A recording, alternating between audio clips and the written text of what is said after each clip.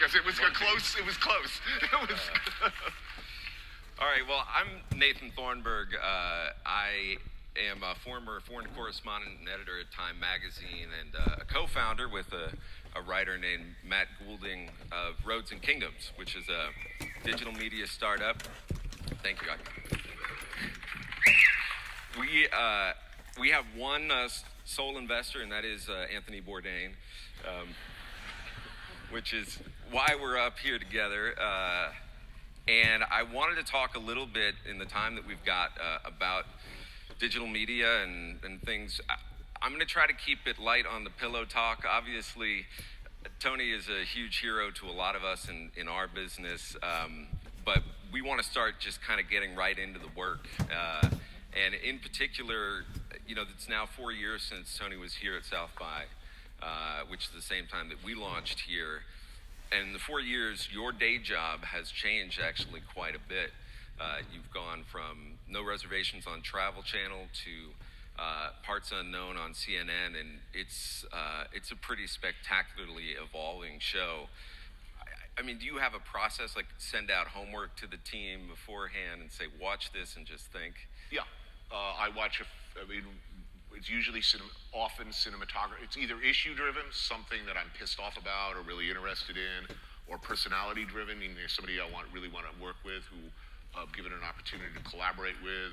You know, whether it's Josh Homme from Queens of the Stone Age, or we know somebody who's uniquely positioned with a voice and a story in an interesting location. But often it's just I see a film, or I'm already familiar with a film. Often it's that the cinematography really captures me, and we'll all watch the same movie on assignment, kind of, and then we go out and try to do that cheaply. So, I mean, the thing I love about that clip, I think, is the first 15 seconds is very, like, traditional Bourdain, like, I went there, now eat this sort of stuff, and then it just goes way off the deep end. Visually, and well, food porn, the thing about, like any porn, it's always pretty much the same sequence of shots, you know? It starts with a wide shot, gets closer and closer, and ends with a pop. We're essentially, and the stories are generally pretty similar. We push ourselves to how do we mess with that formula? You know, how do we just go beyond, or at least weirder, or more unsettling or disorienting? We're constantly looking to you know, do things differently. The next clip I wanted to show is a lot more about the what, not the how. And just to set the context, this is a scene that comes right after you had ridden through the West Bank and had seen price tag graffiti, this sort of, you know, retaliatory, threatening graffiti on an Arab home, and then you sit down and have a drink. Here was a home, right out. This is a settlement in the West Bank, a highly militarized, surrounded by high fences, and I mean total. Video surveillance coverage from every direction and from remote observation posts as well. And I mean right outside the front gate, there is an Arab home on which has been painted the crosshairs of a scope and death to Arabs written in Arabic. So I figured it was worth asking. You know, I noticed coming in your front door, and if you are first of all, the notion that the perpetrators couldn't be identified as ludicrous in its face, because day or night, this same man had been bragging to me an hour earlier.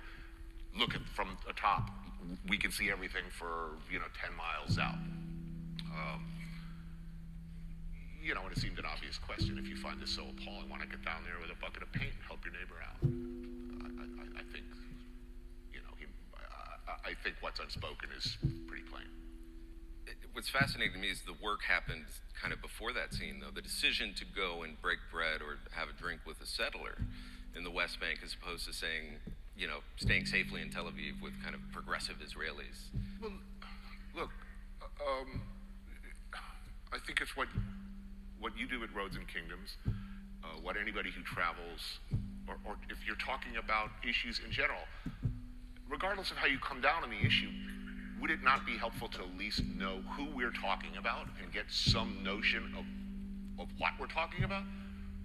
Most people talk about settlements in a very abstract way. You know, we went to one. It's worth talking to, but of course, you know, you meet nice people there who are perfectly willing to feed you and break bread with you. But you know, life is complicated. Something about this show, this episode, I'm very proud of it because it was, of course, very difficult. It's fraught with, you're going to piss everybody off. There's no making the audience happy with a show like this. And I think in the original edit, the producer I worked with, I got a rough cut. And in the rough cut, the last scene of the show was flowers blooming. And I was apoplectic. I said, there will be no fucking flowers blooming at the end of this episode, because there's no happy ending here. I'd seen the Brad Pitt film Killing Them Softly, which comes from a George V. Higgins book, which ends with this wonderful just bit of inconclusive dialogue that just hangs. So let's let somebody else say something sort of unsettling that captures a completely unresolved and probably at no time soon to be resolved nature of this. And I think the last line of the show is I'm asking a guy who lives in a kibbutz, I believe, along the Gaza border, an Israeli who's lost a child to rockets from Gaza, but who travels around the world trying to talk people into some kind of reconciliation. And I ask him, is it a wall or a fence? And he says, it looks like a wall to me. Look, it's right over there. It's ugly. You can see it. Whammo, cut to black. I just thought, let somebody else. There's nothing worse, in my view, than a sort of pat, bogus, sum-up voiceover. And the whole show is sort of a tortured way to avoid that and let other people speak for themselves. So that's an act of journalism, right? I wouldn't go that far. That is the question, right? I mean, are you, or have you ever been a journalist? I don't think so. I think I would. I like enthusiast. Sounds good to me. I like essayist. I mean, if I were really full of myself and trying to, you know, but that's about it. I mean, I have a point of view, and I'm very aware of the fact that making television is a manipulative process. You know, I wanted people. There's no question about it. I wanted people to feel a certain way watching these shows. I could have given this guy a much more friendly cut if I wanted to. So, you know, I want people to feel, for years I wanted people to feel hungry when they saw the food I'm eating, or, you know, the way you lay in music and what you cut away to. It's a very manipulative process. So I enjoy that process. It's storytelling. Journalism, no. You do that, not me. Right, totally manipulation-free in journalism. Somebody had made the comparison, I think, to like Jon Stewart or Colbert, somebody who gets to say that they're one thing and they're slyly sort of doing journalism. They get to say, well, I'm a comedian, and you get to say, I'm an enthusiast. Well, look, there are clearly times and shows where I feel really strongly about an issue, and I will throw everything I have at convincing people the righteousness of the argument. There aren't a lot of issues I feel that way, where I don't feel conflicted at all. You know, I think years ago there was a Mexican immigration show that I felt obviously had an opinion, and the show reflected that. But generally speaking, I mean, life just isn't. I don't even know how I feel. I came out of Iran feeling very, very, very heartbroken and confused and encouraged and just confused. You know, there's no easy sum up, which is why we do that final closing narration less and less as the series goes on, because it's 42 minutes. We had to sum up all of Iranian post-revolutionary history in 42 seconds. I figured the best way to do that was to have my 7-year-old daughter tell it as a fairy story, because to try to tell it as a grown-up seemed even more stupid. So we're embracing the sort of the difficulty and the confusion and the gray area and the unresolved. It's nice to come away sure of things, but no, it's not nice, actually. I think it's wrong to come away certain of things. things. Certainty is almost always bad. I mean, one of the remarkable things about the Iran episode was also what ended up happening with Jason Bourdain and your, journey into advocacy for, for his freedom after that episode. That felt like very fraught in a very journalistic way. We really, all of us, I'm not kidding, we had never been treated better as random Americans in another country than in Tehran. It's not supposed to be like that. It's not supposed to feel like that. Have just random people in the street say, "Oh, where are you from?" "I'm from New York." "Oh, so happy you're here. Can you come to my house? We'll feed you." This does not jive with either the way they project it abroad or, in fact, the way their government behaves, as we saw shortly after the show. I'm happy to say I had dinner with Jason just about a week, 10 days ago, and Yagi, his wife, and man, it felt real good to see them. I want to switch gears a little bit. This is South Korea, and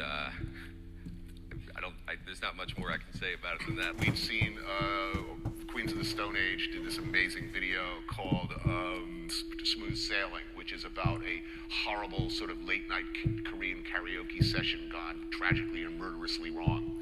And so we figured, well, let's kind of shoot it like that.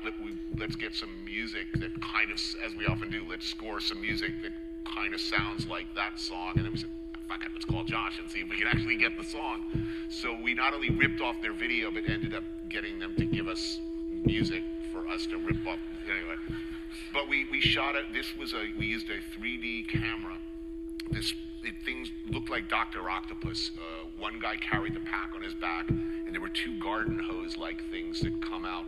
So one cameraman would be on each hose, holding it like this, which is very weird. Like the spatial relationship that people have with cameras, we talk about this a lot on the show. If you hold a camera up here, it's intimidating. It's authoritative. People behave a certain way. If you want them to feel more comfortable around you, the camera guys will often hold it down here so that the person can see your face and recognize your humanity and changing expressions. That makes a big difference in how, especially with kids and people who are really unused to seeing cameras around. My shooters will often bring down here. But in this case, it's these two guys tethered to this box on a third man, holding these things which can whip around very quickly and literally come up under the glass.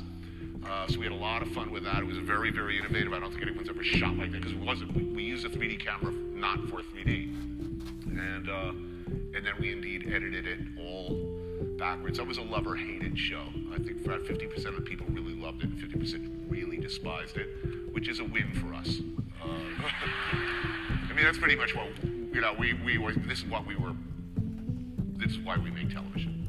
So that people who loved the show last week really are confused and hate it this week. But at least it wasn't the same show. I mean, I guess that raises a question, like, who are you shooting for then? We never think about that. That's the road to madness, What will our fans think? That leads to, pandering and we know what people like. If we cared about that, every show would be about barbecue. People like shows about barbecue. If we did every week a show in America, I think that show exists, actually. Of me shoving barbecue in my mouth, people, it would be spectacularly rated every week. We're just not interested in doing that. If it turns out you really liked last week's show, we're really going to try to do the exact opposite. The ideal reaction for us is people who have loyally been watching the show tune in this week and aren't even sure they're at the right channel. Making TV should be fun. It should be a creative expression. It should be fun for me. It should be interesting for me, and it should be fun and interesting for the people, the really talented, creative people I work with, and that means the shooters, the editors, the producers, the sound mixers, the colorists. Everybody should be pushing it and having a good day at work when they come to work on the show. Otherwise, there's really no point. There are many more dignified things in this world to do than make fucking television. You should have fun when you do it, and when you're given the opportunity to actually make good television, which is a freakishly rare thing, to actually get the kind of budget and freedom that we have, has been absolutely unfettered and spectacular, I feel it's an obligation to make the most of it. So to start thinking about that, what if they don't think I'm keeping it real? What if they don't like it? What do they expect? That's bad. You can't think about that. It's bad for writers. It's bad for storytellers. It's bad for people who make TV or film, I think. Well, in that vein, if you like the last clip, this next one will make you deeply uncomfortable. Okay. Let's roll it. I just wanted to start an episode with the first line. This is where I bought my first bag of heroin. I just thought there's only one first time. It's another, obviously. I was revisiting a part of the country where I had a lot of history, and I started to look back at that history, and I realized that all of it was built around drugs, like all of it. All the happy golden times, all the bad times. Whatever times they were drugs were a central part of the story, as drugs are a central part of the rural New England story in many cases now. And so I think it was an elephant in the room situation again.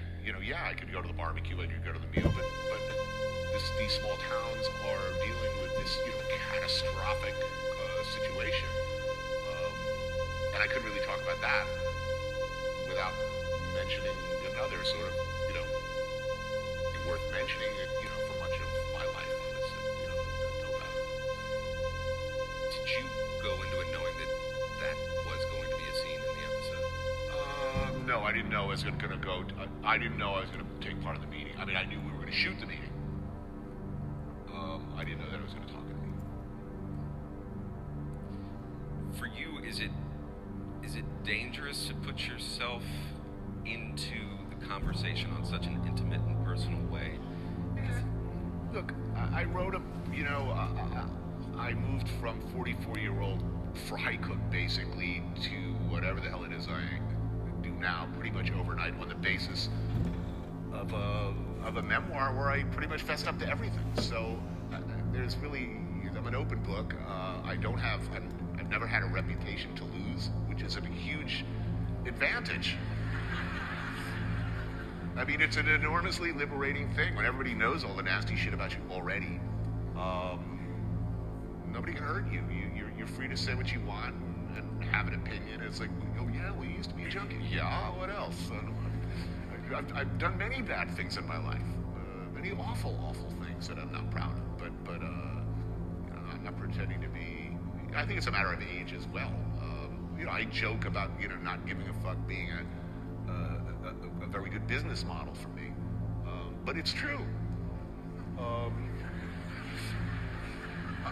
The absolute certainty that no one was ever going to care about or buy or read Kitchen Confidential was what allowed me to write it. I didn't have to think about what people expected. I didn't care. And as a result, I was able to write this book quickly and without tormenting myself. And that seemed to work out. And I learned from that experience. And I tried very hard to, whether meeting with a group of television executives or telling a story, I don't think about the fans. I don't think about what audiences expect. And I'm not afraid of what will they think of me, or what if they don't like it and I'm not on television anymore. And I found that works. I mean, if you don't value your own life, that's taking it to an extreme. People tend to respect or be afraid of that person. The person in a bar fight who clearly has no concern for their own personal health or welfare is a dangerous person. And particularly in television, the television industry, the entertainment industry in general, the thing that the great unifying factor of television is that everyone who is on television is desperate to stay on television no matter what. Anyone who's ever been on Top Chef, it's like, what happens when it's over, So when you're the rare person who walks into a room as a television executive and really don't care, I'll go back to brunch, motherfucker, I don't care,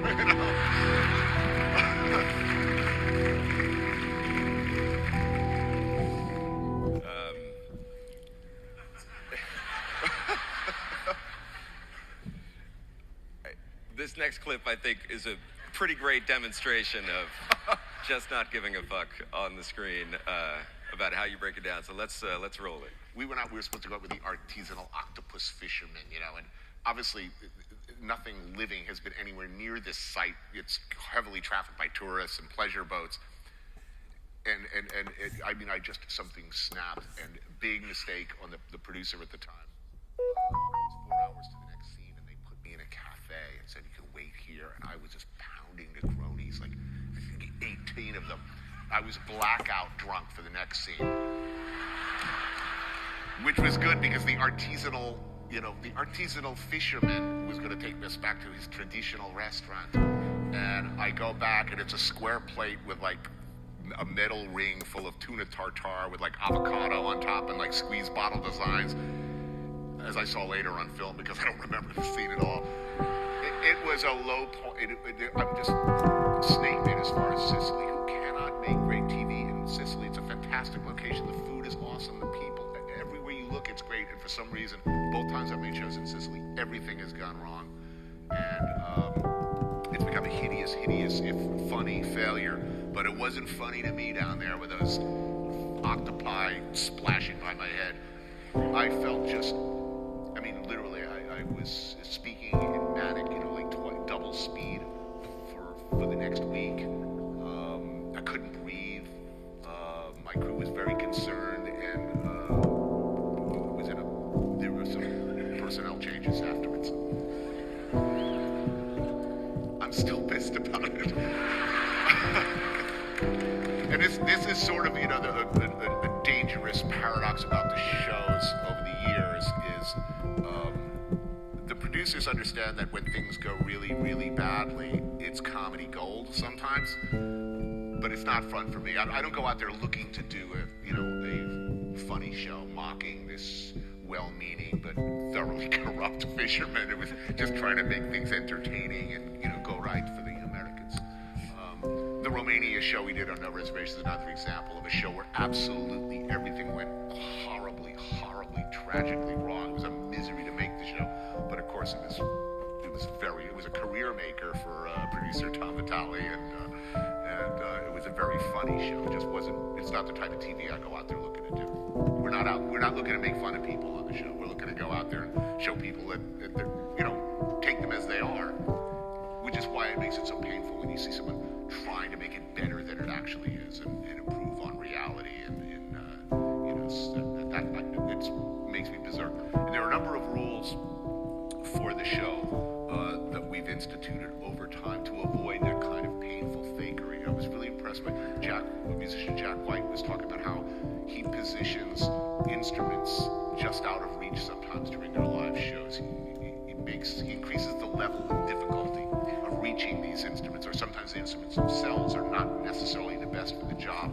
but by placing restrictions, he says it forces a certain type of creativity. So we don't do walk-in scenes anymore. You'll never see me entering the house of the restaurant, meeting the chef. Hi, so good to see you. We don't do retakes. We don't, it ruins everything. What if you're a Vietnamese rice farmer and I'm coming to your house to eat dinner, and we do the scene where I shake your hand and say I'm very happy to see you, and then the camera guy says, oh, we missed the shot, and I do it again, just as sincerely. What do you think of me now? You think I'm an insincere asshole, of course. And it throws into question the entire enterprise. It ruins everything. It's already an artificial, weird construct. But with that kind of nonsense, the walk-in, which is of course staged, start down there and then walk in the front door. You start with a lie, it's only going to get worse. So no retakes, no walk-ins, no thank you exits,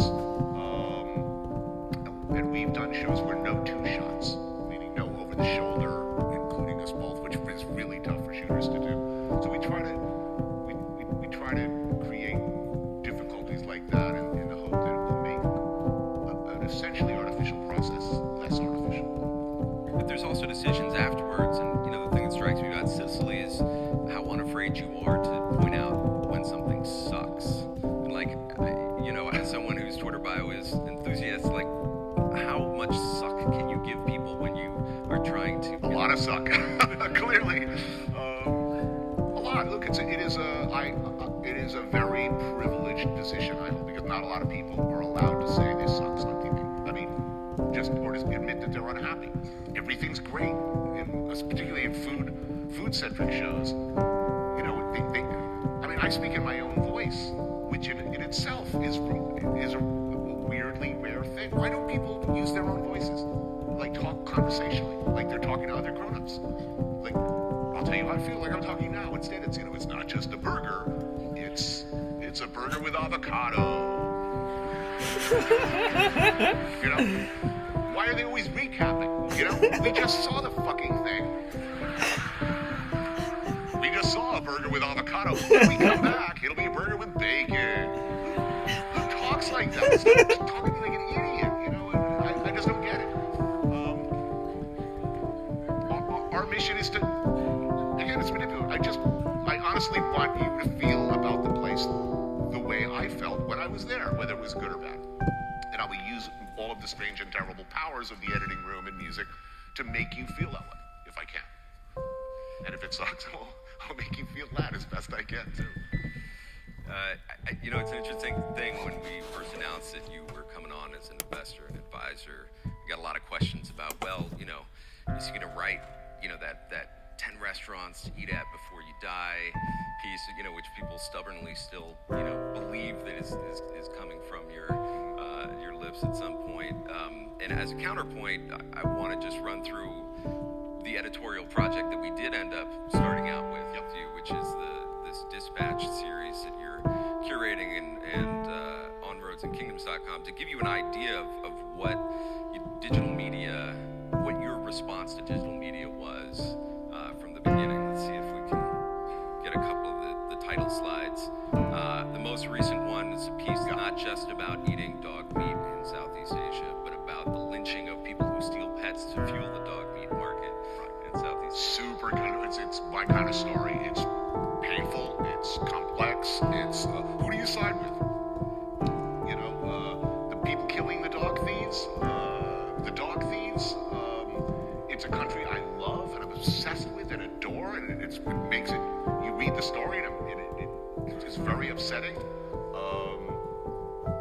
Hate lists like stories, and you guys do great stories, and the stories have been fighting for this season. Superman of Havana, I mean, come on, this is fantastic. This is about the monstrously endowed, the legendary monstrously endowed sex worker of the late 40s or 50s, as referred to in such films as Godfather 2. This writer tried to track them down.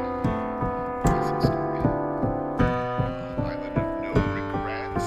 Right, this is Carl Greenfeld, right? He's an amazing, challenging writer. His own some drugs. Oh God, yes. That's such a great story. That was like one of the first ones. Yeah. The writer. That's a writer. I loved his stuff. He did Speed Drives. Yep. Which is a fantastic book. Actually, when I read this story, I went back and basically reread all of anything he ever wrote. It was really, really, really great. Right? Go back and read all of his stuff, particularly during his time in Japan. Great stuff. There are a number of these in the series, and they all share some very anti-internet tendencies, right?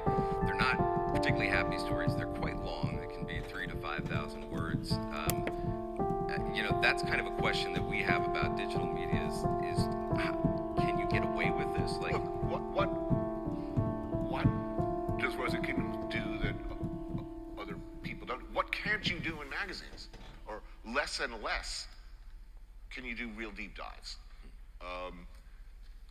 Everybody else does lists. People like lists, but deep stories. I believe we travel differently now. I think it's clear we do travel differently now. What we look for in reading before we travel and while we travel are different. I like atmospherics. I don't want a list of best hotels or restaurants. I want to read fiction set in the place where you get a real sense of what that place is like. I talk about reading Graham Greene before going to Vietnam. It's in many ways more helpful than the guide. So it's why I fell in love with Roads and Kingdoms. Was these sort of counterintuitively deep atmospheric stories that really penetrate, dig into a particular aspect of a society that tells you something interesting, either wonderful or difficult or confusing or compelling. And it overlapped very much with what I've been doing over the years, and added to it. We found ourselves piggybacking on your material often in researching the show. So I just wanted to be I really wanted to be a part of that. I think I value good stories and people, people with uniquely powerful voices who are positioned particularly well to tell particularly good stories. And that's what you guys were doing, and that's why I'm really, happy to be part of this series and part of the site and part of the company. But it's also, to use a South by phrase, it's not particularly scalable, right? I mean, this is like, in digital media, this is the toughest and the most expensive stuff to do. One of the things that Matt and I are always impressed by is your general optimism for media, and you're feeling like, that sort of values will be rewarded, that, human behavior hasn't changed enough. Why do you feel like even online people will continue to go after things that you care about? You wouldn't think of me as a sunny optimist, but I believe in content, okay? I believe in good stories. I believe that there are people out there who value good stories. I was quite sure when I first got on television, I was absolutely sure that this was going to be over in a year. And it's like 16 years later, I'm still employed. It makes no goddamn sense at all. And I think I benefited very much from just not being the other guy. It's not so much what I do, it's what I'm not doing. And I think there's always a market for not the other guy. And when you're not the other guy, that's good. When you try to do honest, powerful, albeit confusing stories, I think there are going to be people there. Maybe not as much as, if we did an old barbecue website, I've got news for you. Coming up next. I don't know. I believe in I like making good things. Whether they're spectacularly successful or not, I don't really care. Right. I have a publishing imprint, and I think, I'm not in the business of publishing imprint is not the road to riches. I'm one of these guys who, if I read a book I like, I want to come over to your house and everybody I know's house and pound on the door and make them read that book. And I will, if I had the time, I would sit next to you until you read the damn thing. One of those annoying evangelical about films I love and books I love, and it just makes me happy. If I could play music or do good carpentry and make furniture, I would feel the same way about that too. I like making stuff or being part of a process where together in Congress with other people, we make stuff. It feels good. Well, that's a very poor segue from good old-fashioned storytelling to Twitter, where we have a Q&A. Oh, I like Twitter. Twitter's fantastic. It's like making haiku.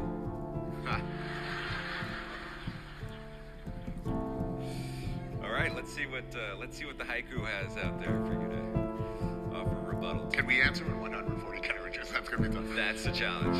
There we go. We have a new limitation. Okay, what Parts Unknown session or other endeavor left you feeling the most emotionally raw? Emotionally raw. It's tough. Libya was because everything was. It started hopeful and everything started going really bad right before our eyes. Congo. I mean, there've been a few. Gaza. All right. Megan Zaffini asks, does food have the power to ease racial and cultural tension around the world? I would really like to think so. I would really like to think that, I've jokingly said, that, if you could sit down with people and break bread, it may not solve all the problems of the world,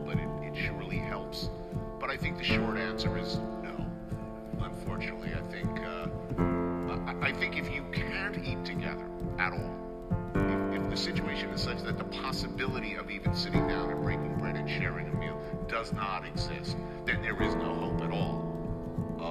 But I don't know that it's the answer to world peace either. I mean, it's pretty to think so. Maybe it's a beginning.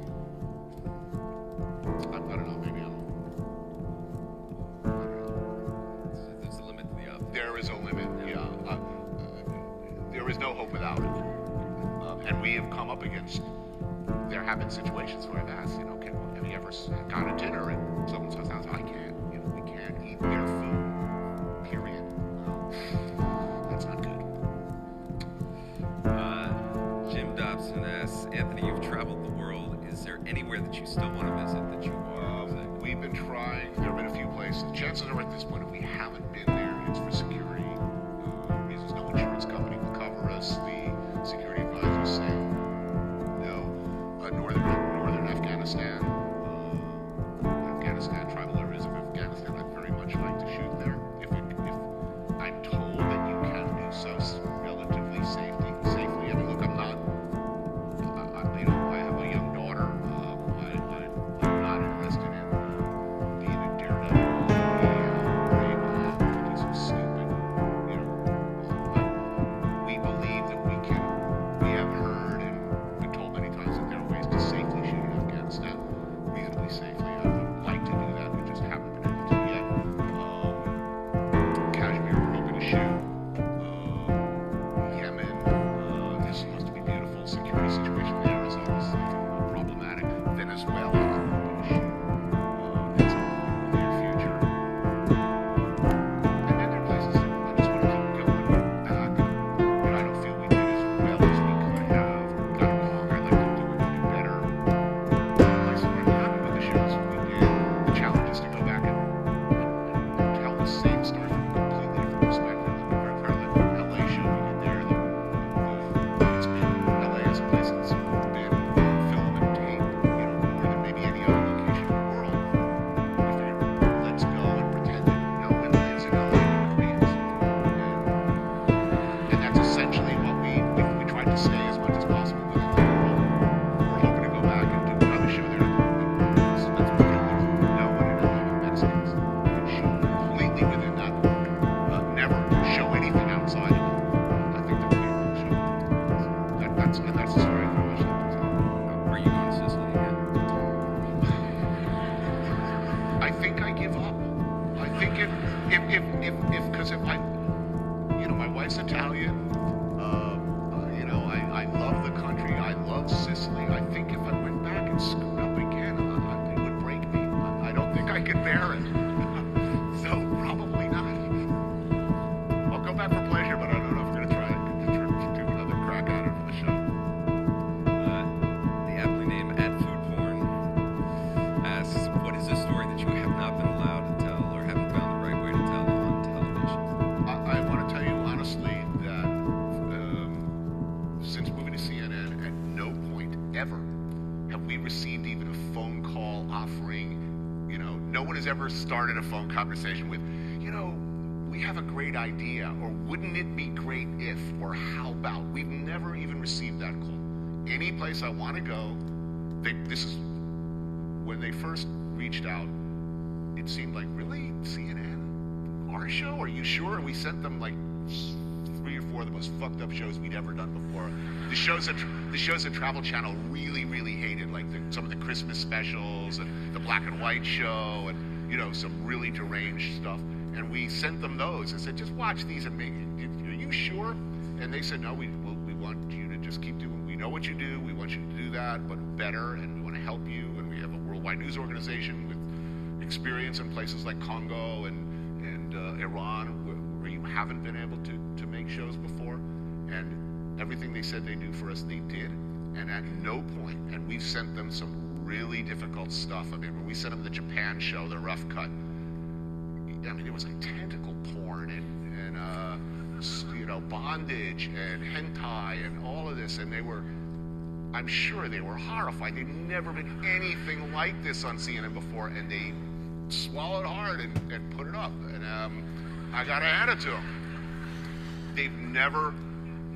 They've never stopped us from doing what we wanted. They've given us us unfettered freedom to go anywhere we want and tell the stories any way we wanted, and we were taking full advantage. Who knew? Who knew? The next question, I guess, is sort of related to going with CNN. It's what's the most dangerous position you found yourself in while abroad? And I would add, is that an extra concern at CNN, or has that changed with? Look, Libya got bad. Got bad quickly. It spiraled out of control. We had security advisors on that show. They're not armed ever, but like day 2, they wake us up at 1 o'clock in the morning and say, pack your bags, get your passports ready, and be prepared to bug out to the airport. If we, emergency meeting tomorrow morning, if we end up staying until tomorrow morning. And every day it was this, bang, bang, bang, middle of the night, get ready. Followed by a meeting where they said, look, if we knew then when we were setting up the show what we know now about the situation, we wouldn't have let you come. And you talk about confusing. The people who ended up kind of saving us, I mean, we suddenly needed armed security. We needed it badly to continue with the show. We couldn't shoot anywhere for more than 20 minutes safely. We couldn't call ahead. Restaurants or locations couldn't know we were coming. We had to gang rush the place, shoot. Anybody with a cell phone is going to be a problem. So we were in and out everywhere. We ended up hiring this young, adorable militia from Misrata. The Misrata boys who were looking after us, and we were rolling around in a car full of hand grenades and automatic weapons. And usually when the host of a TV show asks the security guy, just in case, is it selector on the left and clip release on the right? It's like, slow down there, Geraldo, don't touch the fucking gun, okay? But in this case, the answer comes immediately. He says, selector on the left, clip release on the right. If you need a grenade, there's one under the seat, more clips in the door. And I'm like, shit. Anyway, these kids looked after us. They were lovely to us. They got me, just getting me through to the airport and out of the country was this incredible accomplishment. And shortly after the show, they all went over to the other team. Meaning they're the bad guys now. There ain't no nice way to put it, but as I understand, a lot of those guys are either not around anymore or basically working for the bad folks. And, you talk about confusing people we barbecued with, who were lovely to us, probably saved our lives, and at the very least kept us out of some very awkward situations. Everything, many times, it's the dangerous times when you're traveling around are often they're not military situations. They're desperately poor countries where you're in a public market, for instance, and you've got a cameraman walking backwards through a crowded market where they're desperately poor people, unemployed, for whom that camera represents a year's pay or more. Their family will eat tonight, and who knows what kind of rumors have been floating around. Your cameraman steps on one toe, somebody across the room yells CIA, then points at you, and then suddenly things get bad. This doesn't sound like a hypothetical. It's the situations where everything is fine until suddenly it isn't. It's not a military situation. It's just suddenly things get horribly out of control and ugly. Those are the ones that are often the most kind of iffy. Well, that is a lovely optimistic note to leave it on. We are out of time. You're around at South by another couple days, and we should offer an open invite to live band punk rock karaoke judged by Tony, Jose Andres, and a bunch of other similarly qualified chefs. Yep. And we might have a musician as well. I was actually qualified to judge this. We will have a ringer who might actually make the real decisions. That's going to be tomorrow at Vulcan Gas Company at Japan House. CNN's helping us put it on. It'll be fun. Thank you guys so much. Thank you.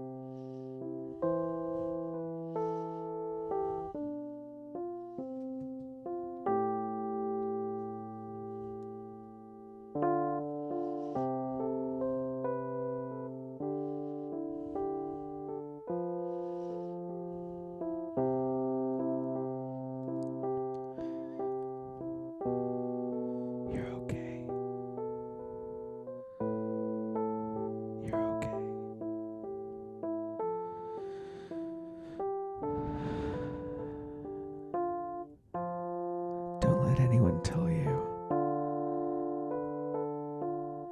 that taking a deep breath means you're frustrated with somebody. It's a form of stress relief. It helps you relax. It's okay. You're gonna be okay.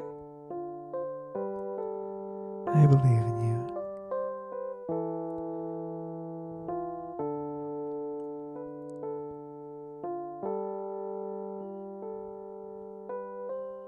Nothing's perfect.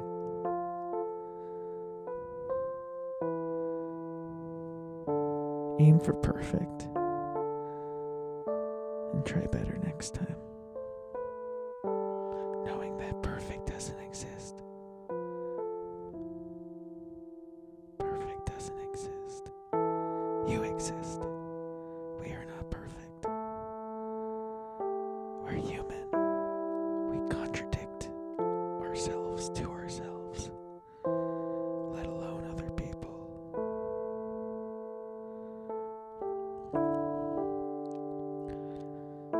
Life is so short.